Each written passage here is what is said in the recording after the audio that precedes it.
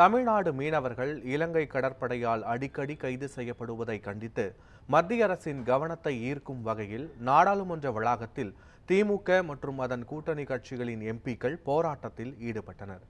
தமிழக மீனவர்களை இலங்கை கடற்படை கைது செய்வது தொடர்கதையாகி வருகிறது.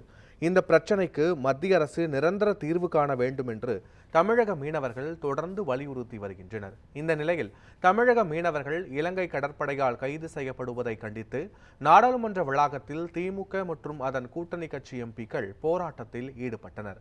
மத்திய அரசின் கவனத்தை ஈர்க்கும் வகையில் திமுக நாடாளுமன்ற குழு தலைவர் கனிமொழி தலைமையில் நடைபெற்ற இந்த போராட்டத்தில் திருச்சி சிவா, ஆர் ராசா மற்றும் துரை வைகோ, மாணிக்கம் தாக்கூர், விஜய் வசந்த், சு வெங்கடேசன், ஆர் சுதா உள்ளிட்ட தமிழக நாடாளுமன்ற உறுப்பினர்கள் கலந்து கொண்டனர்.